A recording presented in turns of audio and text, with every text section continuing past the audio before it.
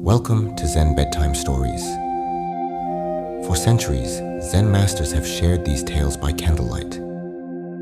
Today, one is offered to you. Settle in, breathe, let your thoughts settle. The story begins with your host, R.J. Hills. Before we begin this story, consider for a moment what it means to truly see something. Not merely to look at it, not simply to recognize its shape or name, but to see it completely as it actually is. A skilled tracker walking through the forest sees smoke rising from behind a distant mountain and knows immediately that there's a fire. He doesn't need to climb the mountain to confirm this. He sees horns moving above a wooden fence and knows at once that an ox walks on the other side. He does not need to peer through the slats to verify what is already evident. This is the way of one who has trained their perception to understand these things when only one is raised to judge precisely at a glance. This kind of seeing is said to be the everyday food and drink of one who walks the spiritual path. Such a person moves freely through the world, able to rise in the east and sink in the west, to go against the current or flow with it, to give freely or to take away. They are not bound by the conventional way of seeing things. But whose actions are these, and who is it that sees so clearly? This is the question that lies at the heart of the story you're about to hear. A story of two men separated by vast differences in station and understanding, who met for a single afternoon in ancient China. One was the most powerful ruler of his age. The other was a wandering monk who had crossed the ocean carrying nothing but an impossible teaching. Their encounter lasted only minutes, but its echoes have reverberated through nearly 1,500 years. In the early years of the 6th century, the Emperor Wu ruled over the kingdom of Liang in southern China. He was, by all accounts, an extraordinary ruler, not merely in matters of governance and war, but in the devotion to the spiritual path. Unlike other emperors who paid lip service to religion while pursuing wealth and conquest, Wu had genuinely dedicated his life to the Buddha's teachings. He had built temples throughout his vast realm, not a few, but hundreds, their golden roofs glittering in cities on mountainsides across the land. He had ordained thousands upon thousands of monks, providing them with robes and bowls and places to practice. He had studied the scriptures so thoroughly that he would don monk's robes himself and ascend a teaching platform to expound the sutras to his court. It was said that during these teachings, heavenly flowers would fall from the sky and the earth itself would shimmer like gold. The people loved him for this. They called him the Buddha's Heart Emperor, a ruler whose very essence was aligned with awakening. In the long history of Chinese Buddhism, few figures have done more to establish and protect the Dharma. And yet, for all his devotion, for all his study, for all his accumulated merit, Emperor Wu remained troubled by a question he could not answer. What is the highest meaning of the holy truths? He had discussed this question with the greatest scholars of his realm. He had debated it with Dharma Master Lu Yue, with the great layman Mahasattva Fu, with his own son, Prince Chao Ming. Together, they had explored the teaching of the two truths, the real and the conventional. By the real truth, the scholars said, we understand that nothing truly exists as we perceive it. By the conventional truth, we understand that things are not simply non-existent either. And the highest meaning? It lies in the understanding that these two truths are not separate, that form is emptiness and emptiness is form. This was the most esoteric, most profound point in all the schools. Emperor Wu understood this intellectually. He could explain it eloquently. But something still eluded him. The teaching remained outside him somehow, a beautiful object he could admire but not inhabit. Then word reached him of a monk who had arrived from India. This monk, called Bodhidharma, had travelled for 3 years across the ocean, enduring storms and sickness and the vast loneliness of the sea.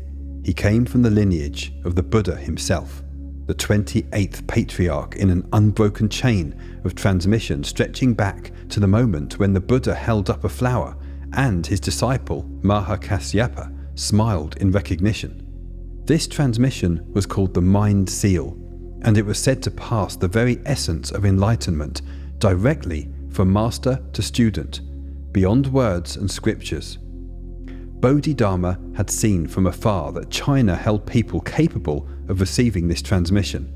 He had crossed the world to find them. When the emperor heard of this monk's arrival, he was overjoyed. At last, a true master from the source of the teachings, he immediately sent an invitation to the palace. On the appointed day, Bodhidharma arrived at the court. He was not what the emperor had expected. Where the Chinese monks were refined and ceremonial, this Indian master was rough and direct. His eyes were said to be piercing, unsettling, the eyes of a man who looked through surfaces to what lay beneath. He wore simple robes, unwashed from his travels, and he showed no particular reverence for the magnificent palace or its magnificent occupant. Emperor Wu, eager to establish a connection, began with what he considered his strongest credentials. "I have built temples and ordained monks throughout my kingdom," he said. "I have supported the Dharma in every way possible. Tell me, Master, what merit have I accumulated through these works?" The question was reasonable by any conventional standard. Buddhist teaching clearly stated that good actions create good karma. Supporting the Dharma was among the highest good actions possible. Surely the emperor had stored up an immense treasury of merit. Bodhidharma looked at him directly. His answer was 2 words: no merit. The emperor was stunned. It was as if a bucket of cold water had been thrown in his face. No merit? In all his building, all his ordaining, all his teaching and studying and practicing, no merit at all? How could this be? But he was an educated man, a philosophical man. Perhaps this strange monk was pointing at something deeper. Perhaps he meant that true merit transcends our conventional measurements, that the highest virtue is beyond calculation. The emperor gathered himself and posed his deepest question, the one that had occupied him through years of study and debate. What then is the highest meaning of the holy truths? Bodhidharma's answer was even more stark than before: empty, without holiness. The words hung in the air of the great hall.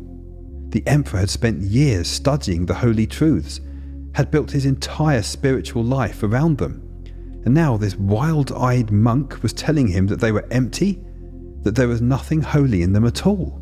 This was not the refined philosophical emptiness the scholars spoke of. This was a single sword stroke cutting through everything, every teaching, every attainment, every notion of spiritual progress. The emperor could feel his carefully constructed understanding beginning to crumble. Shaken, reaching for something solid to hold on to, Emperor Wu asked one final question. "Who are you," he demanded, "that stands facing me?" And Bodhidharma, with what might have been compassion or might have been simple honesty, replied, "I don't know." The audience was over. Emperor Wu sat in silence, completely bewildered. He had expected teachings, explanations, perhaps praise for his devotion. Instead, he had received 3 hammer blows that left him unable to think or respond. He didn't understand what had happened. He didn't know what the master's words meant, and so he did nothing. He simply sat there as Bodhidharma turned and walked out of the palace. That night, without ceremony or announcement, Bodhidharma crossed the Yangtze River and travelled north into the kingdom of Wei. He made his way to Shaolin Monastery on Song Mountain, where he found a small cave. There, facing the stone wall, he sat in meditation.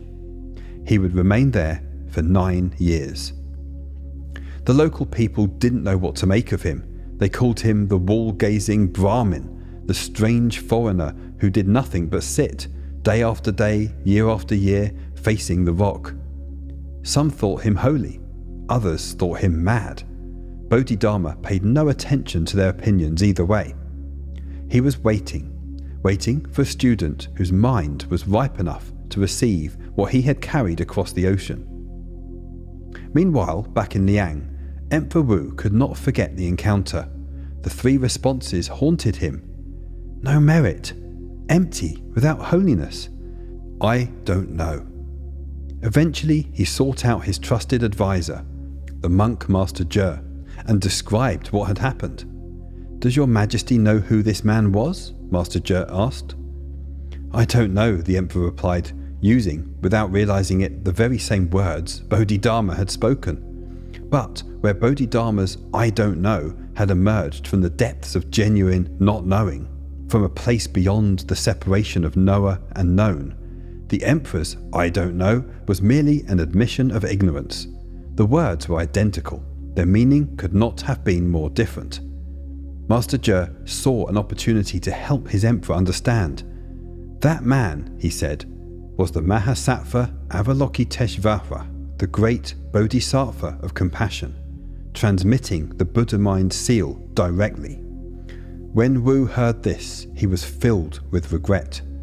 The Bodhisattva of compassion, the direct transmission of awakening, and he let him simply walk away. Immediately he wanted to send messengers to bring Bodhidharma back. But Master Je shook his head. Your Majesty, do not say you will send someone to fetch him. Even if everyone in the whole country were to go after him, he would not return. Years passed. Bodhidharma eventually found his successor, a monk named Hui Ke, who came to him in desperation and stood in the snow outside his cave, finally cutting off his own arm to demonstrate his sincerity. To this student, Bodhidharma transmitted the mind seal, and the lineage of Chan began its long flowering in China. Later still, other monks grew jealous of Bodhidharma's influence. Unable to tolerate his teaching that pointed directly at mind, rather than relying on scriptures and rituals, they tried to poison him. After the 6th attempt, Bodhidharma decided his work was complete.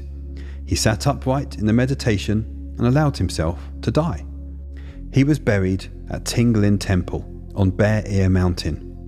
But the story did not end there. A diplomat named Sung Yun, travelling through the mountain ranges far to the west, reported meeting Bodhidharma on the road, carrying a single shoe in his hand, walking back toward India. When word reached Emperor Wu of Bodhidharma's death, he was moved to write an inscription for the master's memorial. It read, Alas, I saw him without seeing him. I met him without meeting him. I encountered him without encountering him. Now, as before, I regret this deeply. And then he added these words, If your mind exists, you are stuck in the mundane for eternity. If your mind does not exist, you experience wondrous enlightenment instantly. Now I'll leave you with something. This is for you to sleep on or think about as you go about your day. Bodhidharma said, I don't know. When you stop recollecting, analysing, and reaching for understanding, is there anything here that knows or anything missing?